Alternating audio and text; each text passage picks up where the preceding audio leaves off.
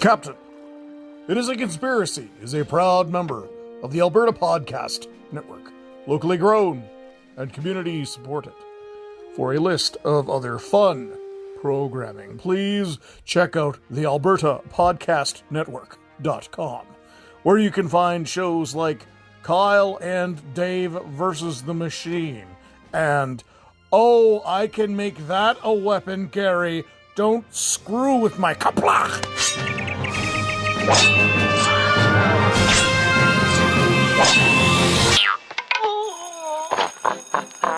Do you consent to this recording? I hope you consent to this recording. Okay, then you take your easy. We'll see you soon. Take care. Bye. Are we ready to start? That's weird. That was the first time it ever asked me that it was okay to be recorded. Really? Yeah. That's weird. That's the first time I've ever heard that lady. Did you guys hear her too? Yeah. Yeah. Recording in progress. Yeah. And then it was just that like, was very are you strange. okay? Do you want to be recorded? If not, you better leave. I guess, with the advent of Zoom. Yeah. And man, what do you guys think? Do you guys think that like meetings are going to stay with Zoom? Like post? I hope so. I kind of hope so too. For it, man. I'm serious. I'm okay with it. Like it's so convenient. Yeah. Especially with the podcast world. Look how set up I am, right? Like, yeah. Yeah. And not that I miss you guys so much, but like I can just pop downstairs.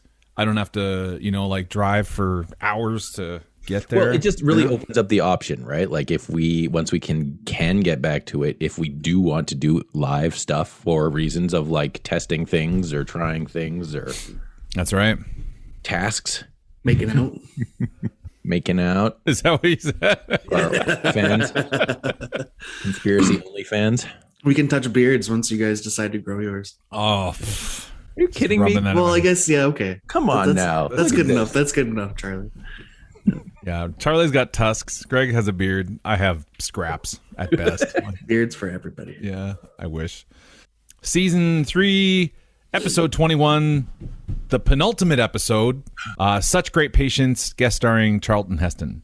Welcome back, everyone, to the It's a Conspiracy podcast show. This is the podcast where we lay out the beliefs behind selected conspiracy theories, alternative accounts, legends, myths, and more. I'm your host, Andrew, and I do not claim to be an expert on anything we're going to discuss today, and will probably be wrong about everything because this stuff literally changes all the time. It's like deja vu. You just never know. Right then, if you'd like to see where we dug up whatever tempura shrimp we're about to feast our mouths on, then please check out the resources in the episode description. Charlie pours his blood, sweat, tears, and a number of other body fluids into those things, and you can honor him by taking a little peek-see. The internet is a wild place, and Charlie, not to talk about too much, but he knows the darkest corners of the internet. It's very fascinating, and it's like deja vu. You just never know. And we are a proud member of the Alberta Podcast Network. Yay team, yay friends, yay squad. You can check us out at the itsconspiracypodcast.com.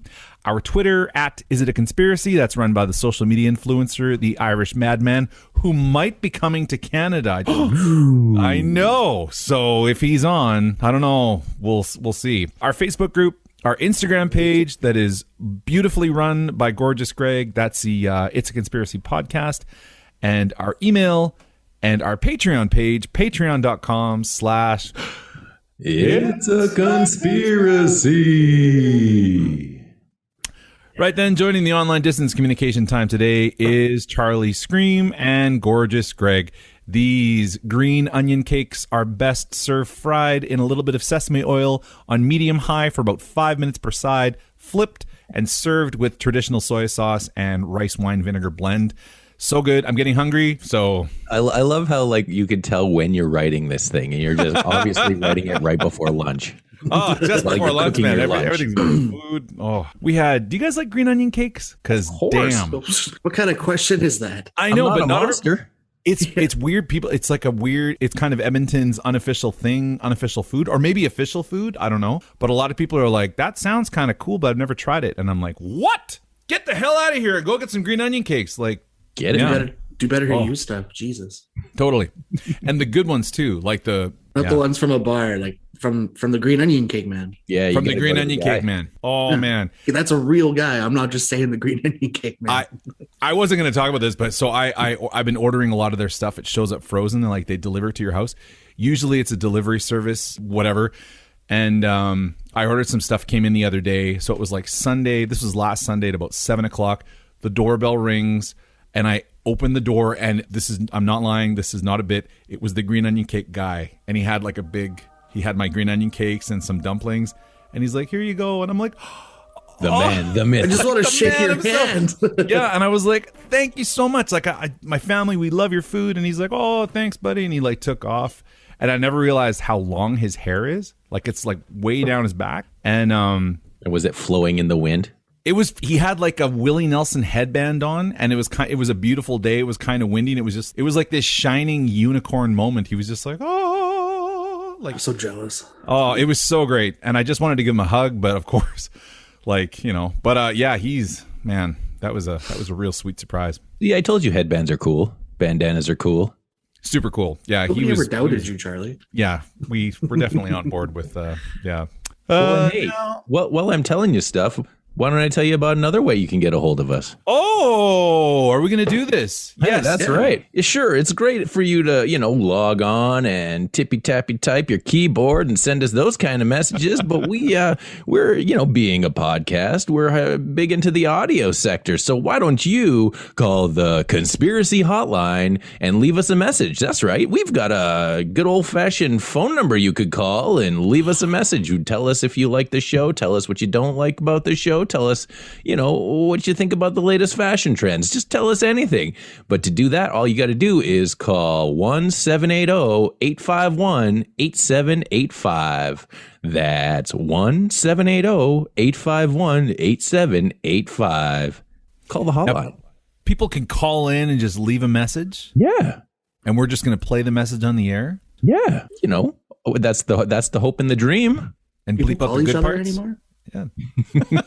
If you remember how to use those telephones for more than just texting. Oh man, more like anti-social media, hey? Hey. Now, Chunks, with a hi or a yeah, can you tell me if you've heard of either of these theories? Hi. Number one, the world ended in 2012. Yeah. Okay. A monster of the week with Charlie Scream. Hi. And number three, the Teleporting Blue Nun. Yeah. Was I pronouncing those correctly? I think yes, that's close enough. That's fine. Yeah. Hi. All right. That's going to take us to subject number one. The world ended in 2012.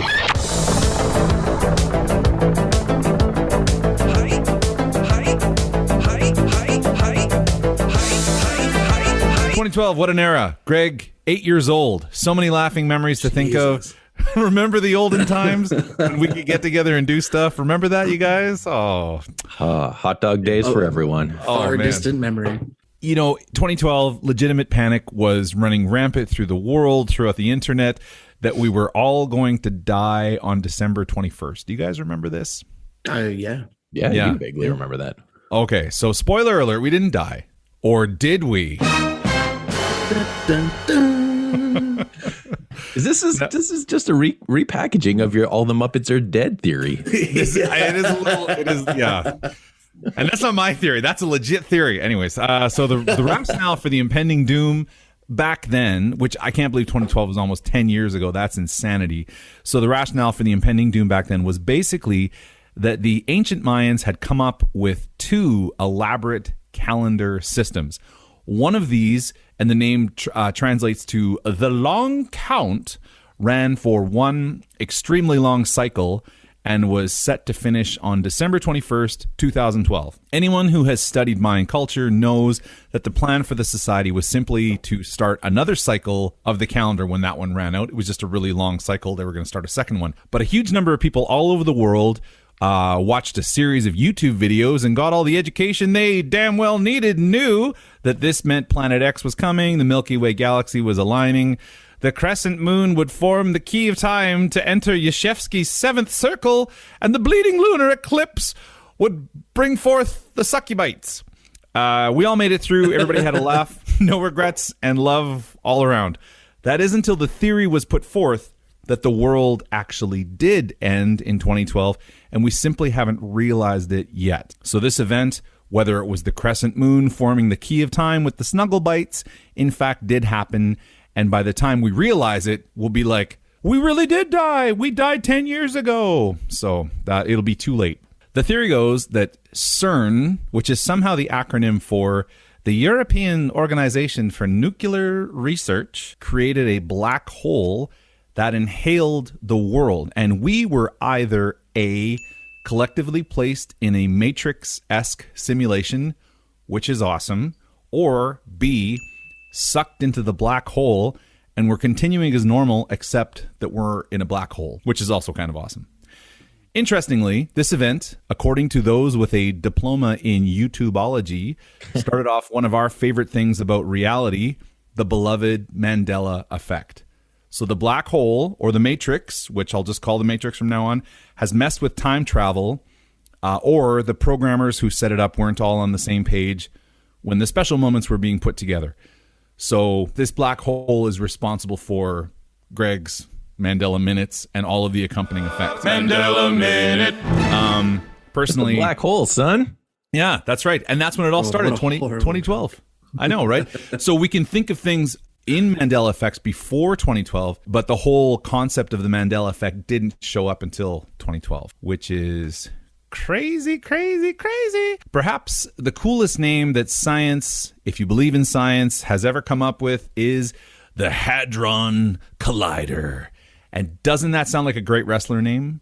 Please welcome to the ring from parts unknown, the Hadron Collider. Oh, that's a just good one. Running in. Yeah. This wonderful thing that I will not pretend to understand was instrumental in proving the theory of the lame titled Higgs boson particle. Boson. So Higgs boson. Yeah. Boson? You're a teacher, man. That doesn't mean I know how to pronounce anything.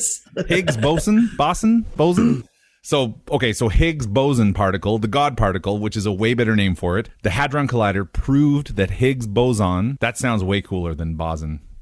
Anyways, it proved the existence of the God particle, or the Higgs one. These Nobel Prize winning scientists proved this theory in 2012. Then they created a black hole.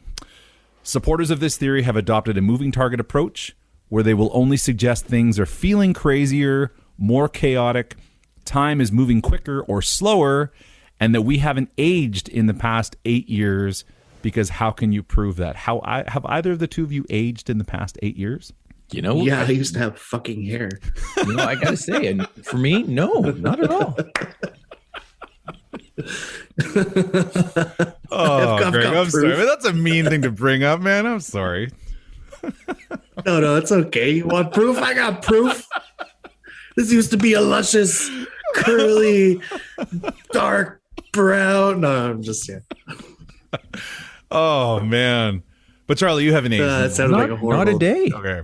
Not a day, huh? Gorgeous. Now, scarily enough, according to the Julian calendar, the year 2012 will occur at some point between what we are counting as 2020 and 2021. So the calendars, the Gregorian and the Julian calendar don't quite line up.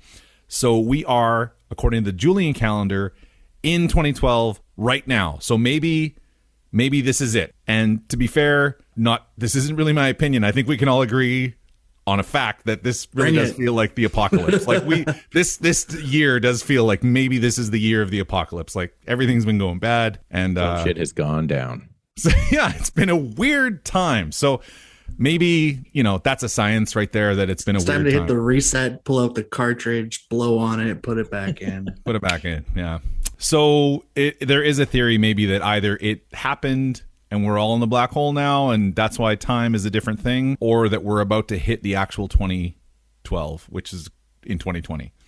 So, yeah. And the world really did end in 2012 when Greg was 8 years old. All right. 2012 and 2020. And Charlie, what are we drinking? What are we drinking, you ask? Well, today I'm drinking a nice cup of coffee out of my fancy It's a Conspiracy themed mug. Available at oldmandesign.com. That's a nice cup of Kicking Horse Ola coffee. Oh, nice. It's good. We can't often afford those big ducat beans, but they were on sale, so we treated ourselves. And boy, what a treat. Kicking Sometimes Horse coffee. Ola! Sometimes you got to treat yourself, you know? yourself. Come on, man. Yeah, absolutely. I got one here with you Andy, guys. what are you drinking? What am I drinking? Oh, oopsie. Sorry. What were you drinking? What was I drinking was this guy right here. So this is from It's like Collective Arts. it's Collective Arts Brewing. Boom.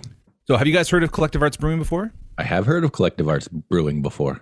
Okay. Likewise. So what I have here, here. Hoo-ha-ha here. I thought I had this. put Hey, up. oh, here you go. Where is the one that I was drinking? I was It's drinking beer o'clock. Rainsack the Universe. So this guy here, I was drinking the Ransack the Universe IPA. The description is Galaxy, Mosaic, and Citra hops deliver aromas and flavors of tropical fruits, mango, and citrus. Light malt body lets the hops shine through and finishes crisp but not bitter. A delicious hemispheric hop mashup. The good stuff. And nice tasty thing. Once again, what got me in was the can. And what I love about these guys is the cans.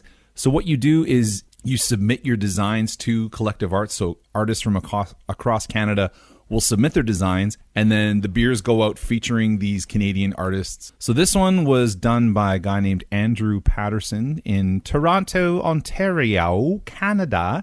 And Andrew Patterson is a Toronto-based artist and designer born in T.O., but spending his childhood in small-town Ontario. And he is influenced by hip-hop, punk culture, as well as anything from Japan. Cool. Graduated from Sheridan College. That's where my dad went to school.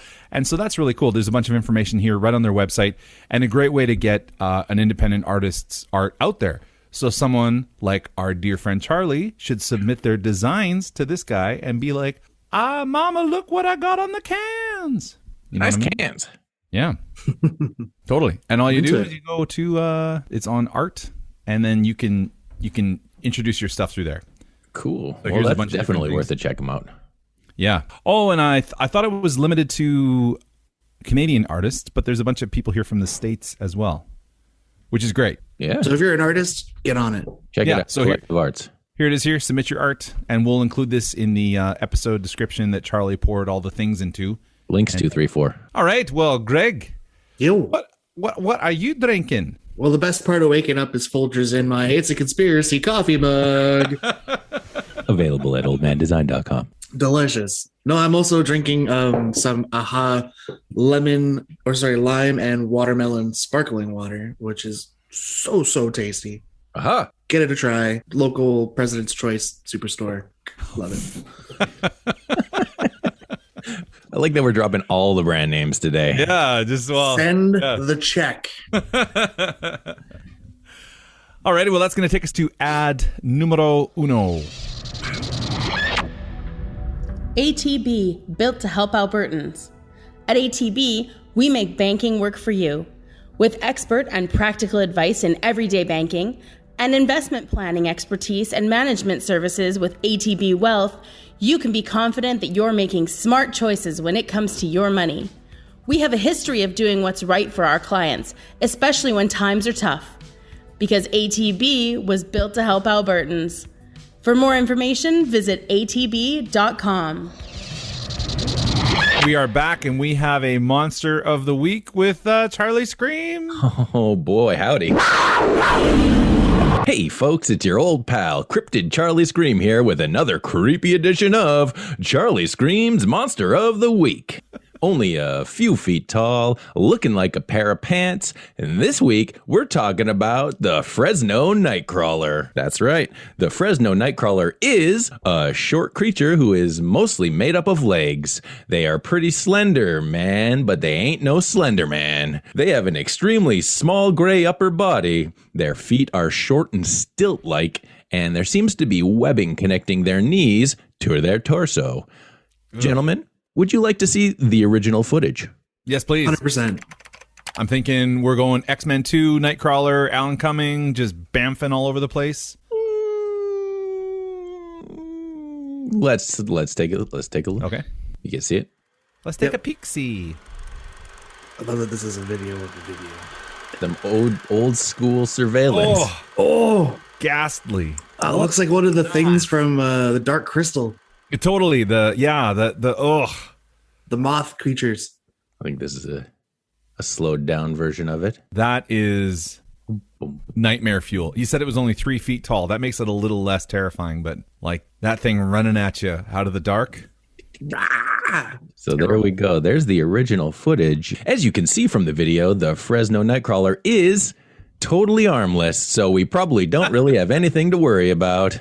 The first sightings of this creature are in Fresno, California, where a man called Jose caught them on his front lawn via his surveillance camera, which he investigated after he heard his dog barking.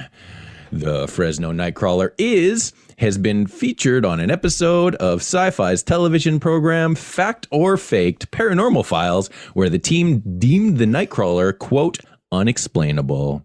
Now, that's not the only footage. I've got another video sighting, this time in Yosemite National Park, thanks again to security camera footage. This time, it shows not one, but two creatures, one being small, pretty small, maybe a baby, or son of Fresno Nightcrawler, and one being quite a bit larger.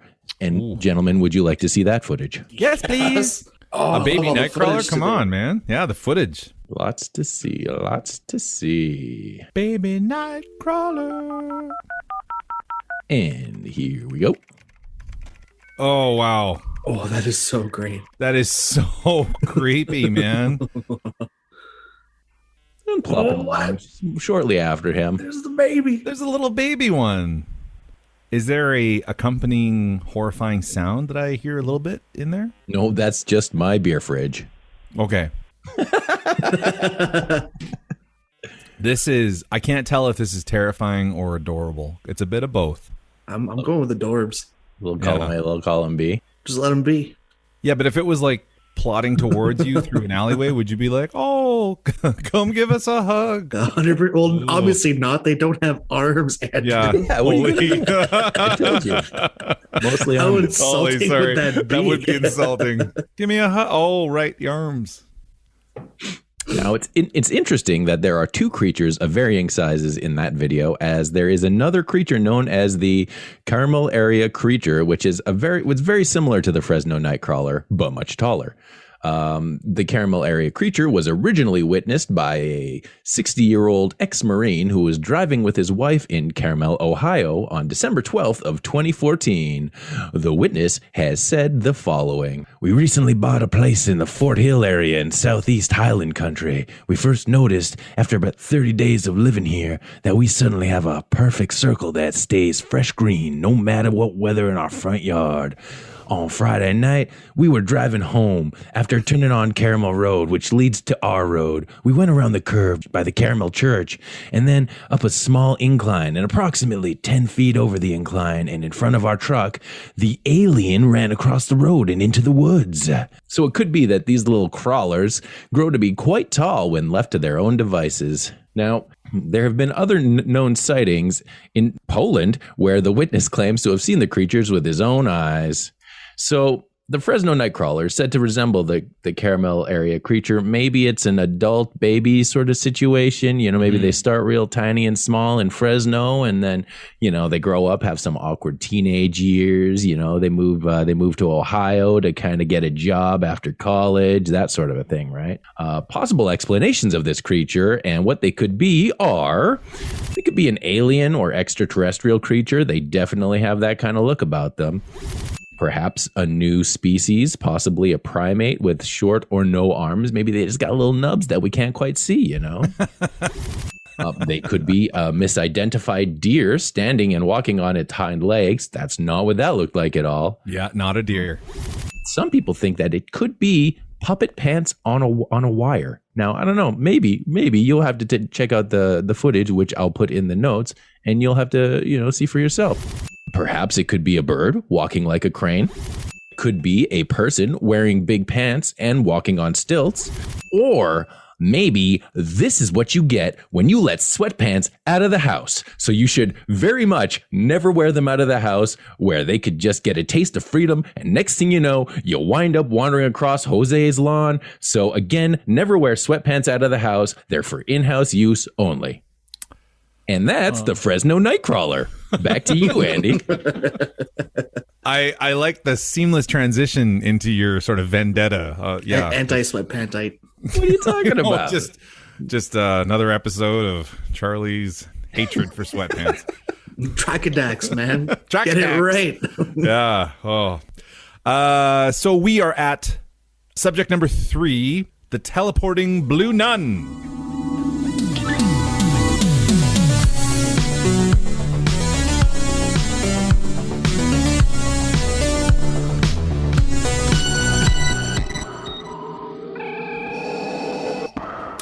All right, guys, I'll have none of that. Hey, Okay. In our previous episode, we discussed the Passarola, which was an early version of an airplane that predated that box kite jalopy Wright brothers clown crap by about 300 years. This was invented by a Brazilian monk, and it was taken away by the church because it was giving humans the godlike power of flight. In the same episode, we briefly touched on Mary of Jesus of Agrada, the Teleporting Nun. So we talked about the Teleporting Blue Nun. I'm just going to call her Mary from now on, if you guys are all right with that. So I just want to... Henceforth known as Mary. Yeah. So she was a nun who lived in a small town of Agrada in Spain in the 1620s. She is claimed to be one of the first missionaries to the indigenous people of what is now Texas and New Mexico. And in that part of Texas and New Mexico, she is known as the mysterious apparition of the Lady in Blue. 1629, what a year. A man named Alfonso Benavidez he's running a small mission in New Mexico. He receives a letter via his bishop in Mexico City. It was from a nun in Spain who claimed to have visited a group of locals in the New Mexico area, means of travel unknown, and was inquiring specifically about a local chief who only had one eye. So this letter's like, how's the chief doing? He's only got one eye. How's he doing? I just wanted a little, check in on him, see how he's feeling. Later on that day, a group of approximately 50 people led by a one-eyed chief show up at the Franciscan mission. They were wearing crosses and they were looking to get baptized.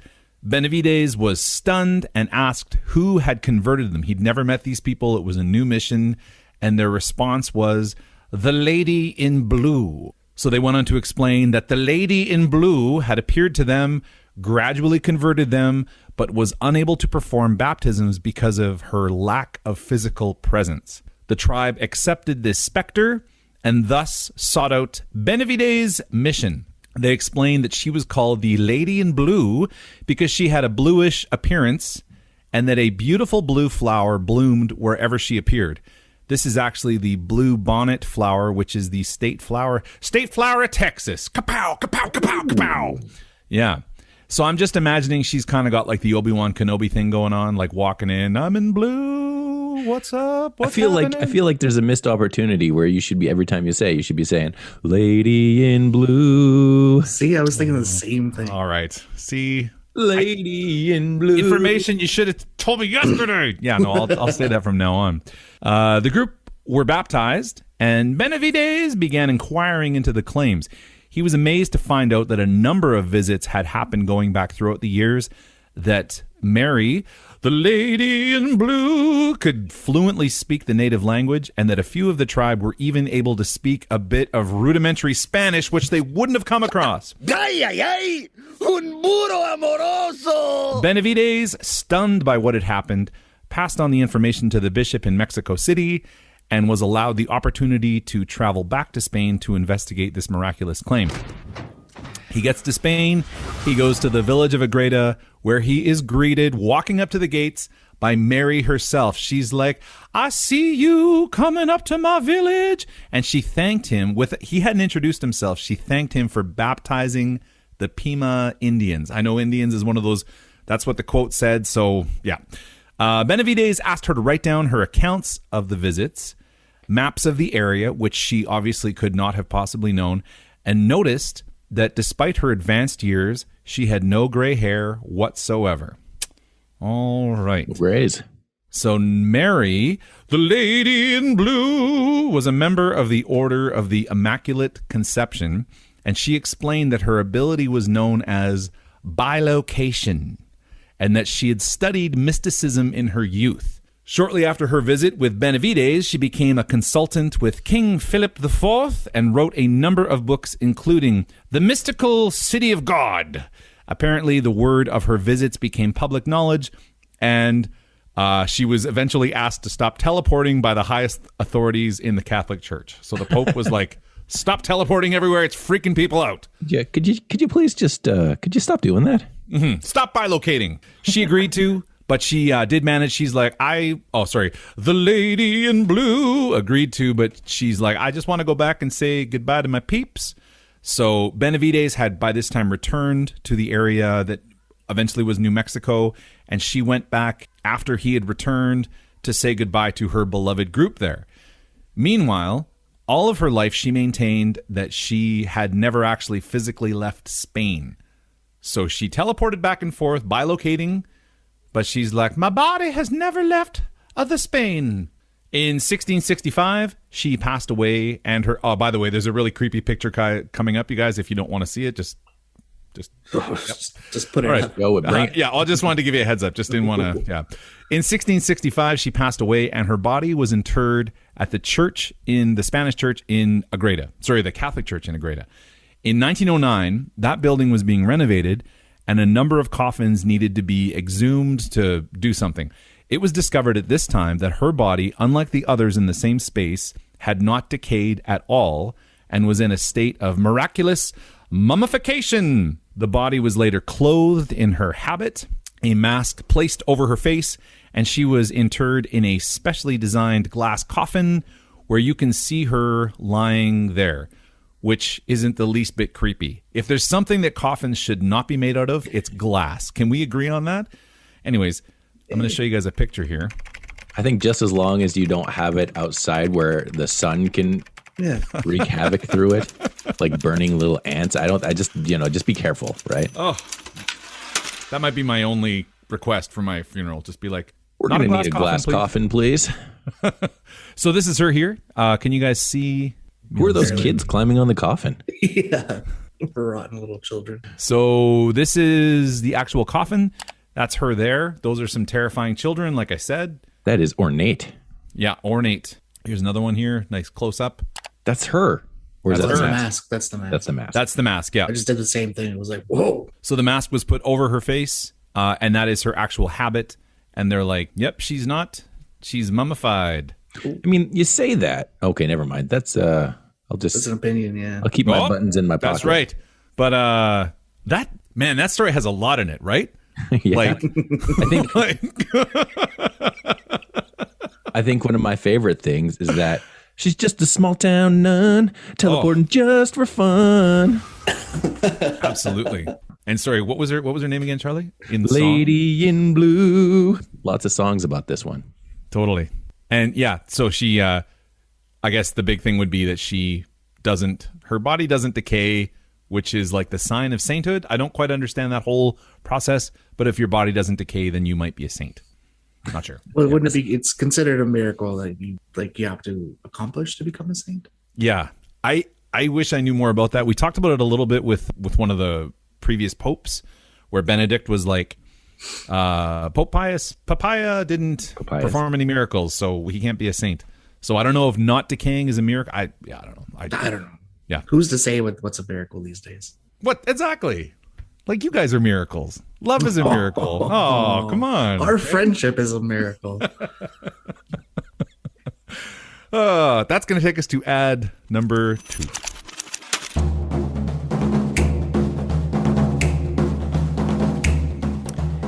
This episode of It's a Conspiracy is brought to you by Park Power, your friendly local utilities provider in Alberta, offering internet, electricity, and natural gas with low rates, awesome service, and profit sharing with the local charities. In Alberta, you get to choose who to buy your internet, electricity, and natural gas from. If you choose Park Power, you are choosing a positive local business. Plus, Park Power shares its profits with local not-for-profits that are working to make a difference for their communities. Shopping local is very important to Park Power's owner, Chris Kozowski, and we love local here at the Alberta Podcast Network, so it's a great fit. Learn more at parkpower.ca.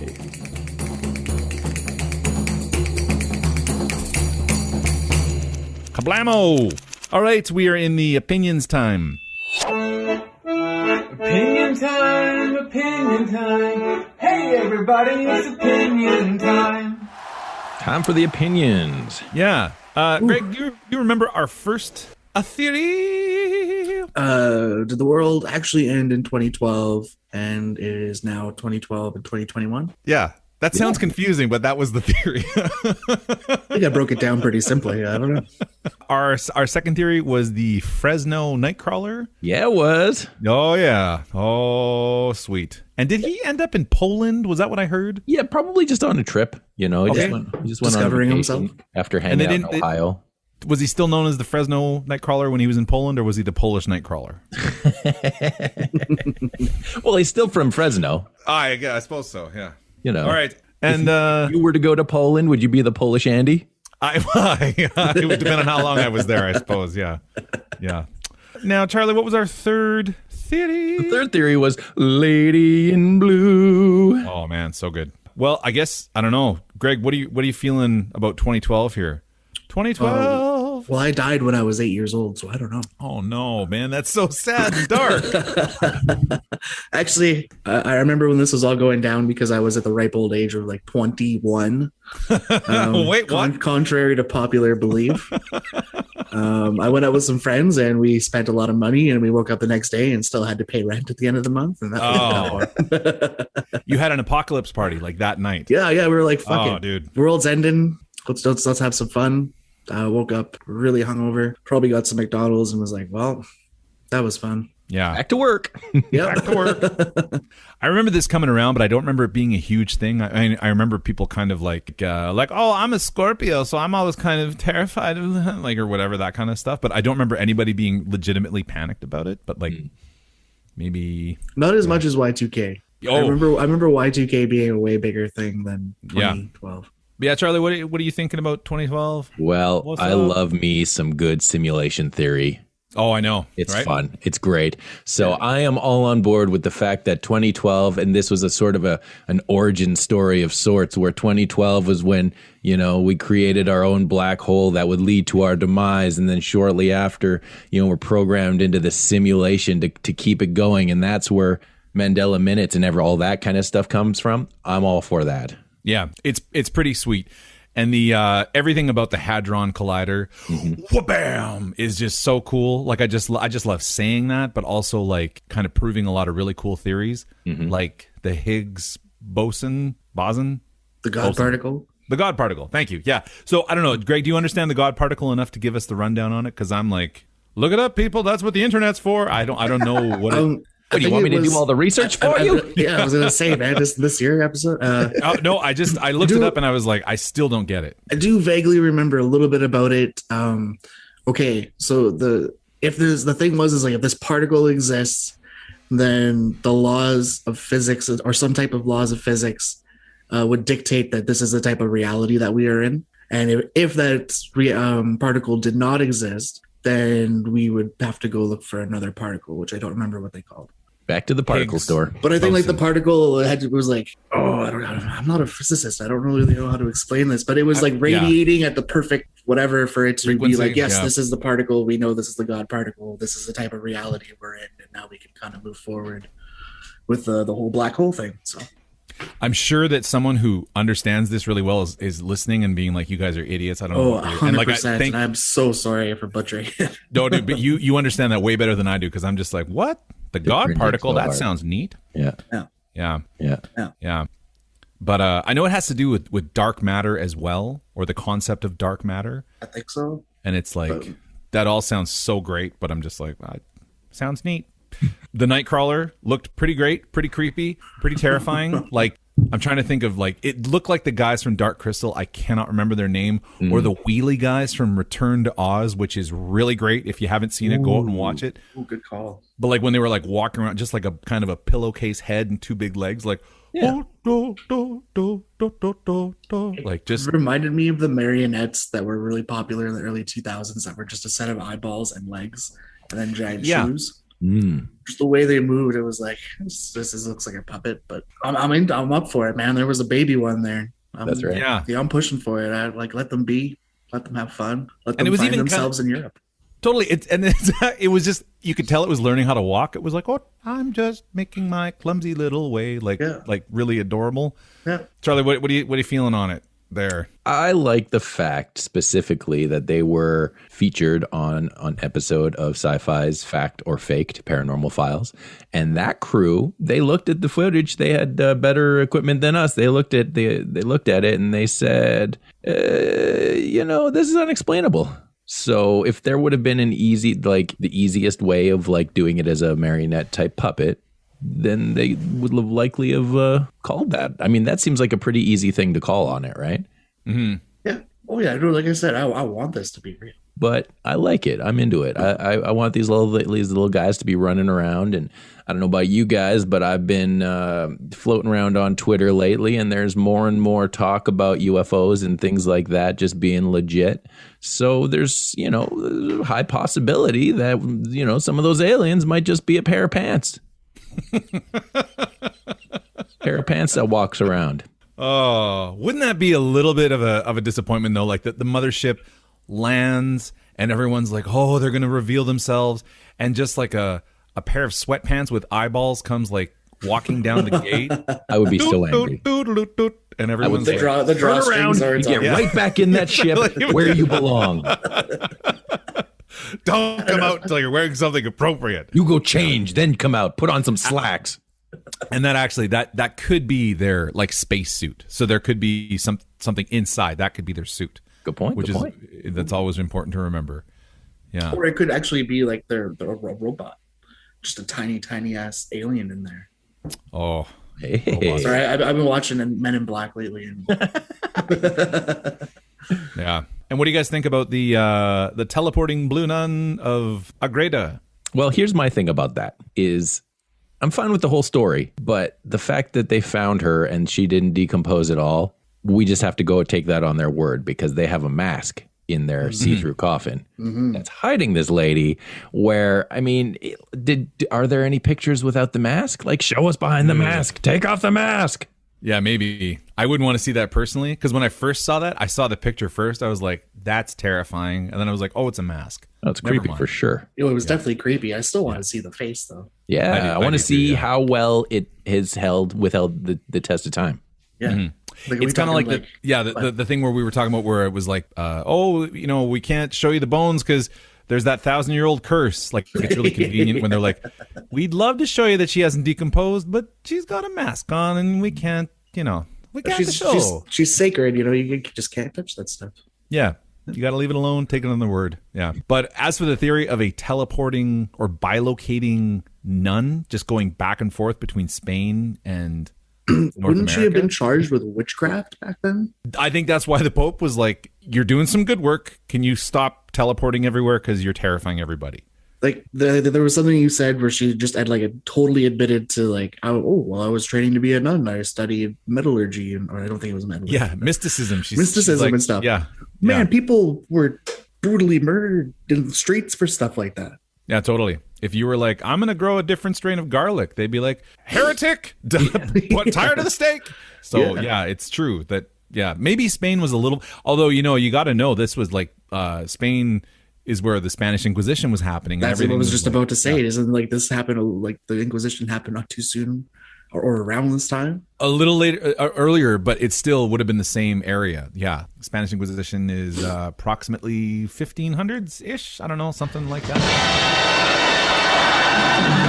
Nobody expects the Spanish Inquisition. And it is terrifying to think of anybody being just kind of openly mystic and just being accepted. Like, that would have been a terrifying in the sense that it would have been a challenge for them to be like, look, I'm a nun, but I'm also giving some of this other spiritual whatever otherworldly power. Yeah.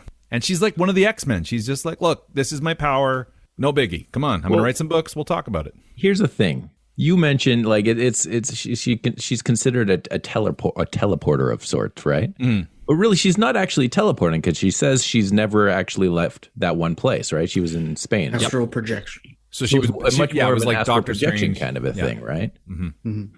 So it's a little bit different than just teleporting. Teleporting is boom, now this thing is over there. But what I'm saying, even in that time, just could you imagine? Like now, it sounds crazy. Could you imagine what people thought back then? Sure. Yeah.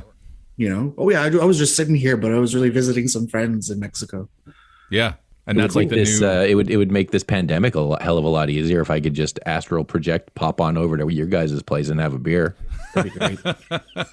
Just let me try to drink and it would go right through you. The classic. Well, I would have to have a beer here and then pick up the beer and then Mm-hmm. astrally project over to you guys. Just let me clean up a little bit first. I'll teach you some Spanish. It'll be cool. Yeah. No, I do love this theory, and there's a really cool statue of the teleporting nun with like a bunch of kids. And I know there's a lot of stuff with like indigenous people and conversion, and there's a lot of kind of traumatic history there, and it's a sensitive subject. But this is a fascinating story, like straight up super cool. Yeah. Mm-hmm. Yeah. And bilocating. I'd never heard that word before. Bilocation. Bilocating. Alrighty, pals. Wasn't that a bit of a creepy trip down bilocation lane? It certainly was. I'm in a dark basement while recording this, and honestly, a little bit creeped out by the whole thing, especially after watching those. I also thought it was weird that you would have like a floating image of this nun lady behind you while you're talking about it. I what? I mean, you put that there on purpose, right? Anywho, we sure do appreciate you swinging by. You can check out all of our past casts and social media stuffs at it'saconspiracypodcast.com. We will be back later this month with our final episode of the season, and then finally our season 3 wrap up. We will have the Conspies 3 with Smilin' Dan Schessel, the triumphant return of our judicial friend, bringing the light of justice into the dark, abandoned holes in our hearts. I don't know, whatever. I'm not sure. That's why I shouldn't wing it. I should just, yeah. Anywho, take care. We'll see you later. Bye. See you never.